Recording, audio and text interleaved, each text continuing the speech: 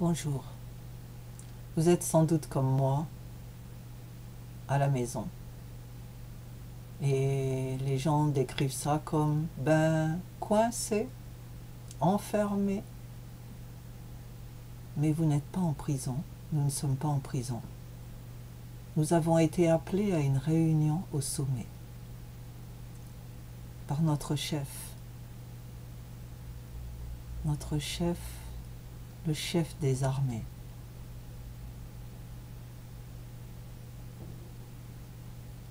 La situation est grave.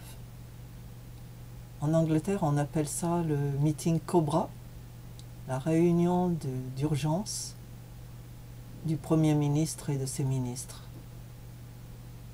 Vous êtes ministres, nous sommes ministres de la bonne nouvelle de Jésus-Christ, en ces temps de pestilence, en ces temps de fléau. Et je veux vous rappeler d'abord la situation. Oui, le fléau est là, un ennemi invisible qui tue sans pitié. Les jeunes et surtout les vieux. Les gens qui se promenaient aujourd'hui, la situation n'est pas nouvelle. Ma grand-mère avait vu le fléau de 1918 qu'elle me racontait. Mais ça, c'était une histoire. Maintenant, nous sommes les acteurs d'une catastrophe. Et la première chose que Dieu dit, c'est « N'ayez pas peur, je suis là ». Quand le bateau a l'air de s'enfoncer dans les vagues, quand on est obligé d'écoper, qu'on a l'impression qu'on va se noyer, Jésus dit « N'aie pas peur, n'ayez pas peur.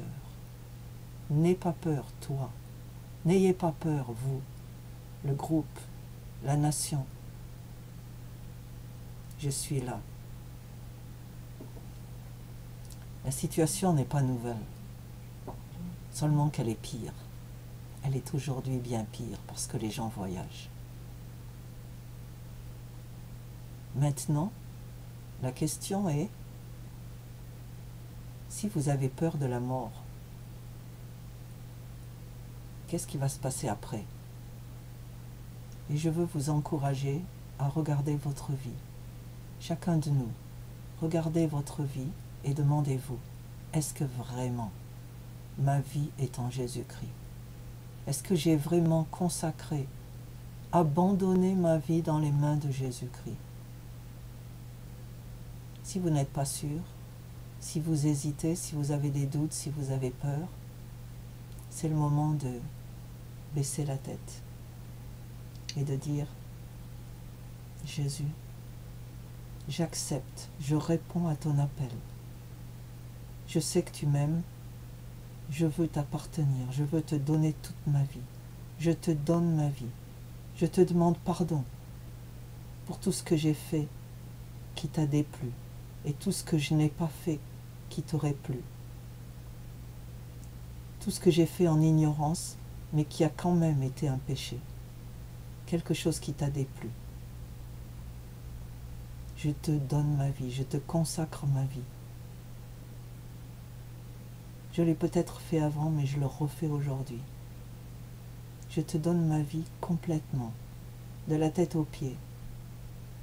Le corps, l'esprit, le cœur, mes émotions, je te donne ma vie. Dieu a dit, je suis la résurrection et la vie, le chemin, la vérité. Il n'y a pas de peur en lui. La question maintenant, c'est qu'est-ce qu'il faut faire? Vous n'êtes peut-être pas très jeune, vous n'avez peut-être rien à faire, peut-être qu'il n'y a encore rien qui se passe chez vous, dans votre pays, dans votre région. Dieu nous appelle à une mission. Chaque personne qui a été créée, qui a été façonnée par Dieu a une mission. Et vous pouvez avoir une mission pour la vie, mais souvent, nous avons des missions qui se succèdent selon les temps et la sagesse de Dieu. Et la mission maintenant, c'est une mission d'intercession. Regardez la Bible. Abraham a intercédé pour Sodome et Gomorrhe. Sodome et Gomorrhe ne méritaient rien. Ils avaient perdu leur chemin. La terre aujourd'hui a perdu son chemin. Et l'Occident est encore bien pire que d'autres continents. Une terre où on tue les enfants à naître, où on tue les vieilles gens, où on corrompt les enfants de l'école primaire, où on se promène en se vantant de notre dépravité. J'ai été un Jonas. Quand je suis arrivé en Angleterre, Dieu m'a dit, prie pour ton Ninive. J'ai dit, moi, quoi? Prier pour Ninive? J'étais tellement fâchée contre les gens que je voyais. Ça m'a pris du temps pour me repentir, dire à Dieu, désolé, désolé, oui, tu as donné une deuxième chance à Jonas. Je ne vais pas attendre d'être dans le ventre de la baleine. Jonas a prié, a parlé à Ninive, a averti Ninive, et Ninive s'est repentie. Des gens sans nombre ont été sauvés grâce à l'intervention de Jonas. Lot et sa famille ont été sauvés grâce à l'intervention d'Abraham. Et dans le désert, les Hébreux ont été sauvés grâce à l'intervention de Moïse et Aaron. Les gens se plaignaient, et les concombres, et la salade, et la viande, et le poisson qu'on mangeait en Égypte. On en a assez de cette manne, tous les jours la manne, tous les jours la manne. 40 ans de manne. Et ils ont continué à se plaindre. Ils ont continué à se plaindre. Et Dieu a envoyé un fléau. Plusieurs fois, le fléau a commencé tuant les gens rapidement, aussi rapidement que le fléau d'aujourd'hui. Hier, on a annoncé aux nouvelles plus de 700 morts en Italie seulement en 24 heures. Et quand ces fléaux décimaient le groupe, Moïse et Aaron se sont mis entre les morts et les vivants. Ils ont levé les mains, ils ont supplié Dieu, ils ont intercédé. Et le fléau s'est arrêté. Les morts étaient bien morts, mais les autres ont été sauvés. C'est une mission que Dieu nous confie.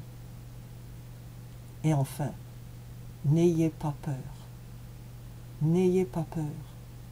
Avant même de traverser la mer Rouge, la mer des roseaux, Dieu a dit à son peuple, je vais tuer les premiers-nés des Égyptiens.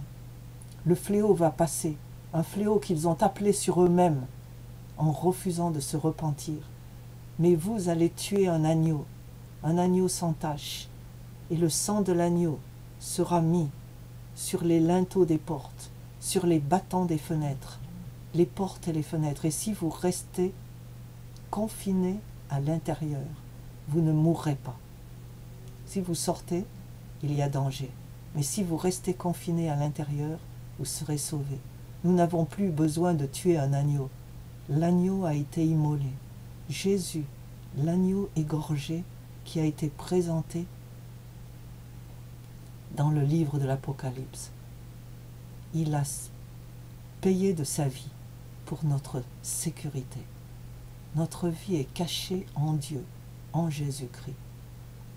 Nous sommes sauvés, nous sommes en sécurité. Rahab, la prostituée, a elle aussi été sauvée par le cordon écarlate qu'elle avait mis à la fenêtre. Nous ne sommes pas sauvés parce que nous avons été de bonnes personnes. Aucune de nos bonnes œuvres ne nous sauve. Nous sommes sauvés par le sang de l'agneau. Et les disciples qui traversaient le lac avec Jésus, qui ont été pris dans une tempête, ils ont eux aussi été sauvés tout simplement parce que Jésus était avec eux. Alors n'ayez pas peur, mettez-vous à genoux, priez, priez mes frères et sœurs, et le fléau passera.